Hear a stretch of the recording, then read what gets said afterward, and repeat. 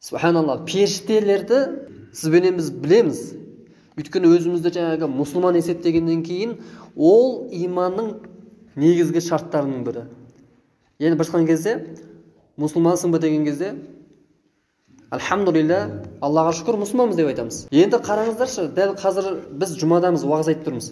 Бірақ ана мешіттен қазір бір кісі келсе, ол христиан дінінің өкілі болса, немесе Будда дінін ұстанатын, немесе атеист біреу болатын болса, сөйтеді қасыма келеді деп, молдаке, мен осы исламның қабылдағым келеді, мұсылман болғым келеді дейтін болса, ой, жақсы болды ғой, қазір біз намаз оқимыз, бірге бізбен тұрып намаз оқы, соны мұсылман боласың деп айтамыз ба? Яғни мұсылман болу үшін намаз оқы деп айтпаймыз біз. Өйткені мұсылман болу үшін намаз оқу шарт емес. Негізгі шарттарымыз жоқ. Мұсылман болудың шарты, мен мұсылман болғым келеді дейтін болса, ол кісі айту керек. Ашхаду ла иляха илlallah деп. Алладан басқа Құдайдың жоқ екендігіне ол куәлік беру керек. Ең бірінші Құдайдың жалғыз екендігіне, оның серігі жоқ екендігіне ол куәлік беру керек. Және құр сөзбен емес, жүрекпен бекіту керек. Не? Мысалы бір өздеріңіздің танитын жұмыста бірге істейтін бір жаңағы христиан, орыс бар болатын болса, бірақ сіздің айтқан сөзіңізді, мысалы сіз ла иляха илlallah Мұхаммад расул деп айттыңыз, ол естіді де ла иляха илlallah Мұхаммад расул деп айта салды. Бірақ ол сеніп тұрған жоқ, жай айта салды, тыңдаған нәрсесін айта салды. Мұсылман болған жоқ. Шарты қандай? Айтады және жүрекпен сену. Сенемін, иә деп. Демек, мұсылман болудың шарты жетеу. Аллаға, Алла жалғыз, оның ешқандай серігі жоқ, және Алланың жіберген пайғамбарларына, елшілеріне. Мұхаммед пайғамбарымыз саллаллаху алейхи уассаламды біз ақыр заман пайғамбар дейміз. Және одан бұрынғы келген барша пайғамбарлардың еш қайсында жоққа шығармастан иман келтіруіміз керек. Иса пайғамбарға да, Муса пайғамбарға да, Ибрахим пайғамбар. Яғни бүкіл пайғамбарлар Алладан келген. Еш қайсысын бөліп жаруға болмайды. Демек, бүкіл пайғамбарларды Алла Тағала жіберді, ең соңғы нүктесін қойған бір кезде. Ақыр заман пайғамбары Мұхаммед пайғамбар салсам. Одан кейін пайғамбар келмейді болды. Ал бүкіл пайғамбарлардың айтқан уағыздары, дағуаттары біреу болған ғой. Бүкіл пайғамбарлардың айтқан сөзі бір Аллаға сыйын. Барлық пайғамбарлардың айтқаны періштелер бар. Барлық пайғамбарлардың айтқан сөзі өлгеннен қайта тірілесің. Бүкіл пайғамбарлардың айтқан сөзі ертең өлгеннен кейін жәннат бар, дозақ бар, осы. Өлгеннен кейін өмір бар, осы. Бір кезде әрқайсысы әртүрлі нәрсе айтпаған. Тек шариғаттарында айырмашылық болады. Мысалы, біз ислам дінінде, Мұхаммед пайғамбарымыздың алып келген ислам дінінде 5 уақыт намаз оқитын болсақ, мысалы басқа Юсуп пайғамбардың кезінде, Мұса пайғамбардың кезінде, мысалы таңертең кеште ғана намаз оқуы мүмкін. Яғни құлшылықтың көріністерінде басқаша айырмашылық бар. Бірақ негізгі бір Аллаға сыйын, өлгеннен қайта тірілесің, бұрышқан кезде кедей-кепшіктерге жәрдем бересің, ата-анаңды сыйлау керексің, үлкенді сыйлау керексің, кішіні аялау керексің деген сияқты бұйрықтар бірдей болған болды. Демек, мұсылман болу үшін бірінші намаз емес, бірінші Алладан басқа Құдай жоқ екеніне куәлік беруің. Одан кейін Алланың өзі дұрыс, сөзі дұрыс дегендей, Алланың жіберген кітабына иман келтіреміз. Ол төртеу білесіздер. Таурат, Інжіл, Забур, Құран деп айтамыз. Яғни ла иляха илlallah, одан періштелер, пайғамбарлар, жаңағы бүкіл пайғамбарлар, одан кейін тағдыр дейді. Тағдыр басымызға келген әрбір жақсылықта, жамандықта, әрбір сынақ бәрі Алладан деп иман келтіреміз. Одан өлгеннен қайта тірілуің дейді. Одан кейін қиямет деп айтамыз. Қияметтің ішіне көп нәрсе кіріп кетеді. Қыл көпірің бар, таразың бар, жақсылық пен жамандықты өлшейтін. Одан кейінгі Аллахтың алдында тұратын, 50 мың жыл тұратын махшар алаңынан, махшар бір алаңға адамзатты жинайды Аллах Тағала. Ең соңғы тұрақтайтын мекенің жәннат болады, Алла сақтасын, немесе дозақ болады. Осының барлығы. Демек, пайғамбарымыз саллаллаху алейхи уассалам кезінде бір кісі кеп, «Ахбирни анил иман» деген, маған осы иман жайында бір хабар беріңші деген пайғамбарымыздан сұраған екен. Сіздерден сұрайық, мысалы, иман деген не деген кезде сіздер қалай жауап бересіздер? Пайғамбарымыз түсіндіріп айтып беріп кетті. Әл-иману ан ташхаду ла иляха иллаллах ва малаикатуху ва кутубихи ва расулихи вал йаумил ахир вал қадар ва хайрихи ва шаррихи дейді. Бір шыққан кезде жаңағы жоғарыда айтып кеткен жетеу. Аллаға, пайғамбарлардың, елшілеріне, кітаптарына өлгеннен қайта тірілу, қиямет деді. Осының барлығына иман келтіру, сену міндет болады. Сонда ғана мұсылман болады. Ал енді көп жерде байқайсыздар ма? Осы біздер имамдар, дін қызметкерлері уағыз айтып тұрған кезде, жаңағы ас берген кезде, жетісі жылдығы деген сияқты, немесе жаңағы үлкен тойларда адамдар көп жиналатын жерде жалпы. Имам кісілерге, дін қызметкерлеріне жаңағы сөз беріп, былай сөйлеткен кезде, осы ақирет мәселесін айтамыз ғой, жаңағы ертең өлгеннен кейін өмір жайында айтамыз, немесе жаңағы періштелер жайында айтамыз. Байқап сөйлеңіздер, өйткені екі иығымызда періште бар, әрбір сөзімізді жазып отыр деген кезде, кейбір кісілер шыдай алмай, қойшы сказкаңды айта берме дейді. Айтып жіберді осылай. Яғни сонда ол кісі үндемей жүре бергенде, шын жаңағы бейнесі, маскасы шешілді ғой жерде. Шын мәнінде не істейді екен? Сенбейді екен ғой. Періштелерге, немесе өлгеннен кейін қайта тірілуге, жәннат, дозақ деген нәрсеге, қиямет деген нәрсеге көп адам сенбейді екен ғой сонда. Молдаки ертегіні айта бермеш дейді да. Кім барып кепті дейді. Айтады ғой, дұрыс па? Естідіңіздер осы сөзді. Кім барып кепті дейді да. Сонда осы сөзден кейін түсіне беріңіздер, ол сенбейді да, ол субханалла. Егер де бұл сөзді кімдегім айтатын болса, бұл ең опасный сөз, жаңағы өте қауіпті сөз. Өлгеннен кейін қайта тірілуге, ертең ақирет Алланың алдына есеп болатын күнге, және періштелердің бар екендігіне, пайғамбарлардың келгендігіне айтқан кезде, кім барып кететін болса, кім барып кетті дейтін болса, сказкасын айта бермеш дейтін болса, Алла сақтасын, ең опасный сөз. Демек, иманның осы шарттарын біреуін болсын жоққа шығаратын болсақ, біреуін болсын жаңағы. Мысалы, Аллаға сенем, кітаптарға сенем, пайғамбарға сенем, бірақ періштеге сене алмаймын дейді да. Кәне періште дейтін болса егер, бітті де, Алла сақтасын. Мұсылман болмайды ол. Сондықтан осы жаңағы жоғарыда айтылған жетеуіне де барлығына толықтай иман келтіруіміз керек, сеніміз керек. Ал періштелердің бар екендігіне иман келтірудің шарт екендігі, міндет екендігін айттық. Ал сізбенеміз, Аллаға шүкір, негізінде періштелердің бар екендігіне сенеміз. Ал періштелердің қандай түрлері бар? Періштелерді екіге бөлсек болатын шығар. Жаңағы дәрежесі жағынан, деңгейі жағынан, ардақты, Алланың алдында құрмет жағынан ұлы періштелер болады. Ең ұлы періште, періштелердің ішіндегі ең авторитетный дейді ғой, жаңағы періште бар екен, ол баршамыздың білетін Жәбірейіл деген періште. Жәбірейіл періште. Ол періштенің қызметі қандай? Ол адам мен періштенің айырмашылығын білесіздер. Періштелер тек қана Алла Тағаланың айтқанын істейді болды. Олар тамақ ішпейді. Олар ұйықтамайды. Оларда еркек әйелді бөлінбейді. Періштелер тек қана Алланың айтқанын, бұйрықтарын орындайды болды. Және кешіктірместен ғой. Сізбен біз ғой, бірден айтса кешіп жүретін. Ал Алла субханаһу ва тағала қандай нәрсені бұйырса, періштелер бірден орындайды ғой. Бұйырған мезетте орындап жатады сол жерде. Ал Жәбірейіл періштелердің ішіндегі ең ардақтысы дейтін болсақ, Жәбірейіл періштенің жұмысы Алла Тағаланың бұйрығын пайғамбарларға жеткізіп отырған. Мысалы, Құран кітап қалай түсті деген дейтін болсақ, Құран Жәбірейіл періште арқылы пайғамбарымызға түсіп отырған. Жәбірейіл періште Алланың хабарын пайғамбарымызға жеткізген. Сол сияқты бүкіл пайғамбарларға жеткізіп отырған.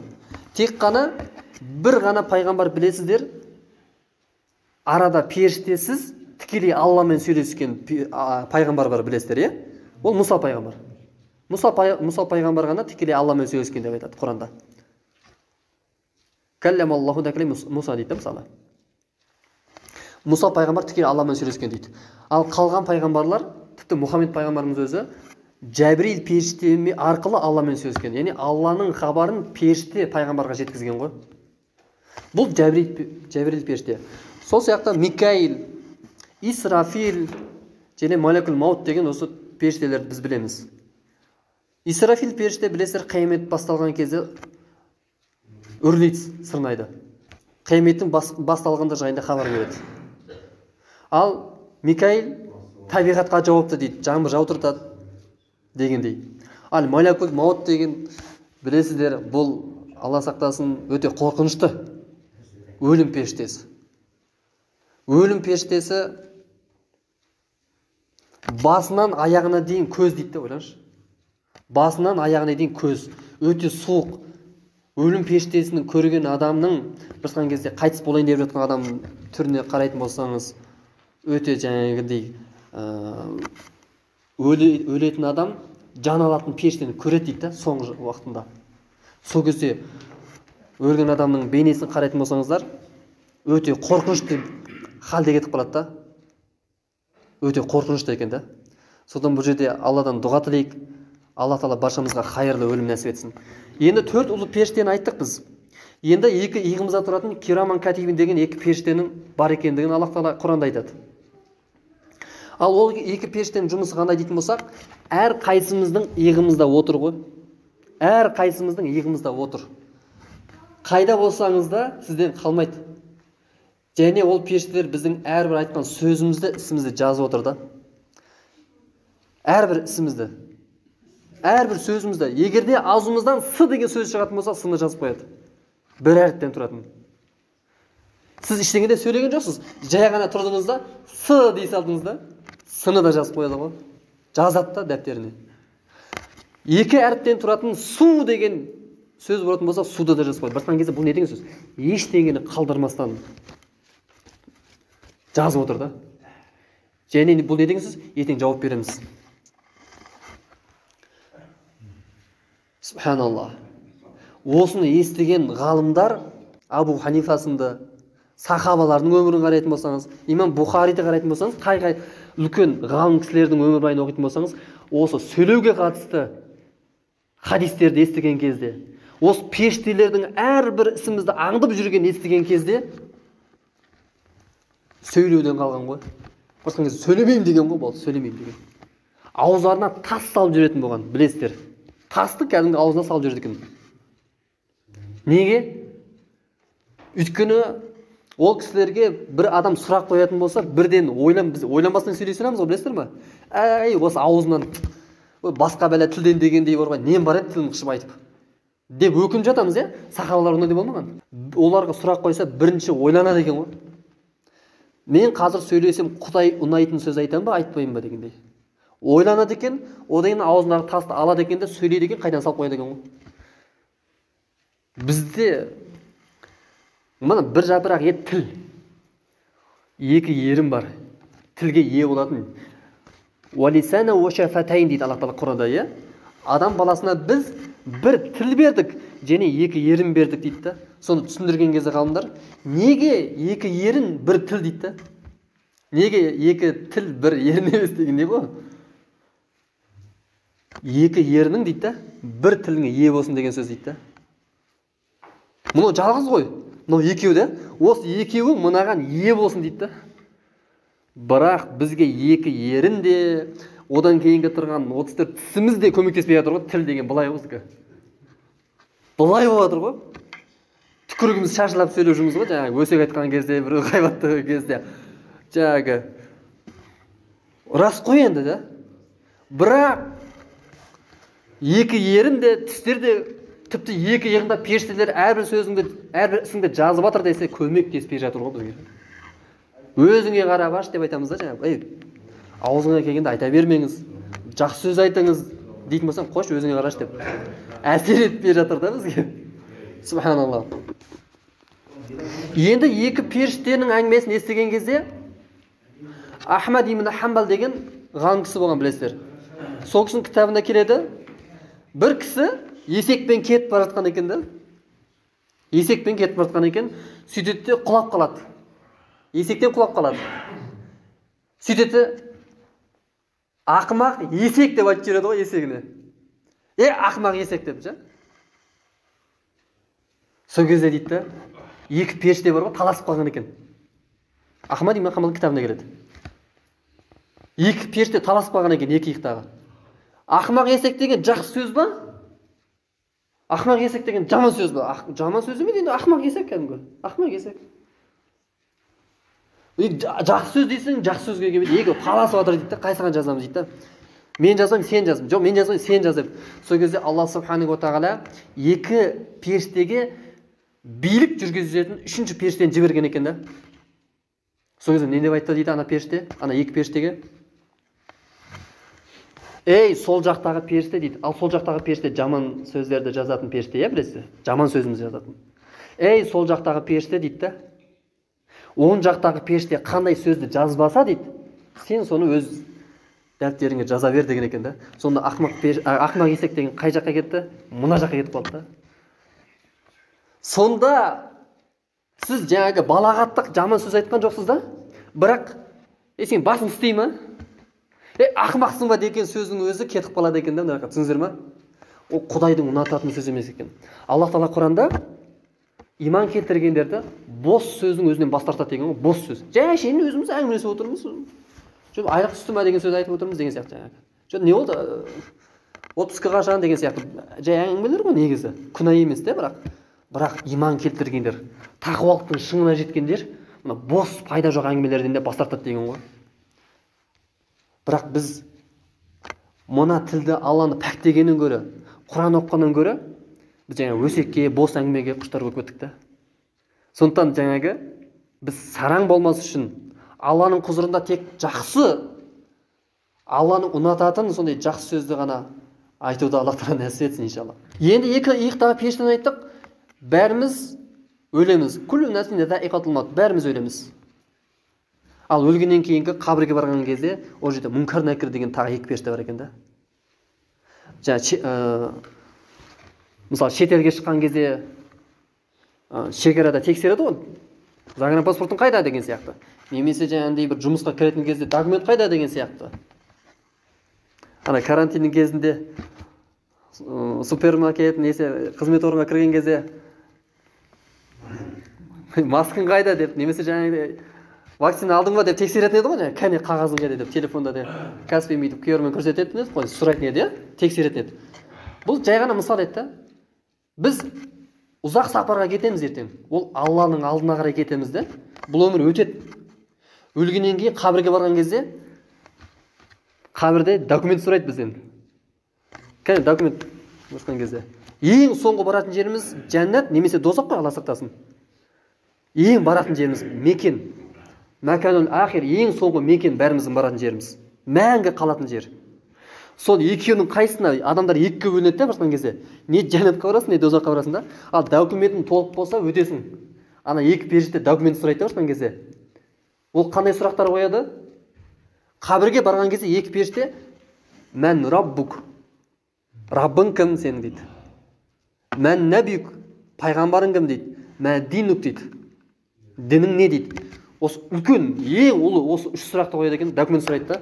Егер де документіміз толық болса, ананың сұраққа жауап бере аламыз да. Бірақ жауап бере алмасақ, ары қарай қиын болады да. Мына Усман ибн Аффан радиаллаху анху білесіздер, үшінші халифа. Басқа сахабалар, Омар, Абу Бакр сияқты жаңағы, Талха, Убайдулла сияқты көп қой сахабалар пайғамбарымыздың. Жәннат жайында, дозақ жайында, немесе ақырет жайында уағыз айтылған кездерде, немесе намаздарда жылап қоя береді ғой. Жылайтын да, көп жылайтын. Бірақ Усман ибн Аффан жыламайды екен да. Тек қана сақалы суланғанша қатты жылайтын кезі, ана қабірді көрген кезде жылайды екен ғой. Қабірді көрген, сонда қасындағылар сұрайды, Осман, сен басқа уақытта жыламайсың да сен. Бірақ қабірді көрген кезде, неге сонда жылайсың дейді, сақалың суланып кетеді ғой деген кезде, мен пайғамбарымыздан естіген едім дейді да. Адам өлгеннен кейін ең бірінші баратын жері өлгеннен кейін қабір ғой дейді да. Ең бірінші баратын жері қабір ғой. Ал сол қабірге барған кезде дейді да, сол жердегі экзаменнен, сол жердегі жаңағы посттан өтсең, 5-ке тапсырсаң, ары қарай жақсы дейді да. Ары қарай жақсы, бәрі керемет дейді да. Қабірден кейін жаңағы ертең қиямет күні қайдан тіріліп, одан кейін таразың бар, қыл көпірі бар жаңағы, махшарың бар. Бәрі жеңіл дейді. Бірақ мынау қабірде жаңа періштелердің сұрағынан өте алмасаң, ары қарай қиын дейді. Қыл көпірден де құлайсың, қабір азабында көресің, 50.000 жыл терге тұншығып тұрасың. Ең сонда тозаққа түсіп кетесің дейді. Сондықтан да қабірді көрген кезде сол нәрсе есіме түседі деген екен да. Осман ибн Аффан сол үшін жылайды екен да. Сондықтан ертең өлгеннен кейінгі бәріміздің бірінші баратын жеріміз сол қабірді. Ал қабірді пайғамбарымыз саллаллаху алейхи вассалам көбірек зиярат етіңдер, көбірек барыңдар деген еді да. Және ең қызығы пайғамбар саллаллаху алейхи вассалам күндіз емес, түнде де барады екен да. Біз ана қабірстанға пайғамбарымыз зиярат етіңдер деген кезде күндіз барып жүрміз ғой жаңағы. Туыс туғандарға, әкеміздің, шешеміздің немесе атамыздың қабіріне барған күндіз барамыз да, бірақ түнде бара аламыз ба? Түнде де пайғамбарымыз барып тұрады екен. Али ибн Абу Талиб қабірстанға көрші тұрады екен да. Үйінің жанында қабір бар екен. Жатар алдында бір барады екен да, бүйтіп сөйлеседі екен да. Сендерде не хабар депші? Сендерде не хабар дейді екен. Ответ жоқ та, жауап жоқ та, сөйлемейді ғой, өліп қалды ғой. Ал олай болса мен сендерге айтайын дейді екен да. Сендер өлгеннен кейін қатындарың басқа біреуге тиіп кетті. Балаларың болса жетім қалды. Ал дүниелеріңді бөліп алды деген екен адамдар. Рас қой, ертең біз өлгеннен кейін солай болады өзі. Ана жақ кішкене алып кетпейміз да. Алла субханаху ва тағала баршамызға шынайы кәміл мұсылман болу нәсіп етсін. Еліміз аман, жұртымыз тыныш болсын. Жалпы періштелер жайында қысқа нұсқа айттық. Осы мешітіміздегі тыңдаған уағыз насихаттарымызды әрқайсымыз үйге барған кезде бала-шағамызға соны жаттатқызып сіңдіруіміз керек. Үйретуіміз керек. Өйткені қазіргі кезде әлеуметтік желінің дамыған кезеңі, балалар көбінесе азғыруға түсіп кетіп, интернеттен жаман нәрсе көріп, жаңағы атеистердің, дін дұшпандардың, кәпірлердің жасаған мультфильмдерін көріп, киноларын көріп, санасалары уланып жатыр кәдімгідей ше. Ал сізбенен біз иншалла сол бала-шағамызға дұрыс исламды түсіндіріп тәрбие беруіміз керек екен иншалла. Алла Тағала баршамыздан разы болсын. Жіберген қате кемшіліктерімізді Алла Тағала кешірген болсын. Осы бір айдағы оразадағы ұстаған оразаларымызды, берген садақаларымызды, жасаған құлшылықтарымызды қабыл етсін. Қияметтің күнінде иншалла Алланың уәде еткен райян жәннат қақпасынан кіруімізді баршамызға нәсіп етсін. Субханака Аллахумма бихамдика ашхаду ан ла илаха илля анта астағфирука ва атубу илейка миналлах.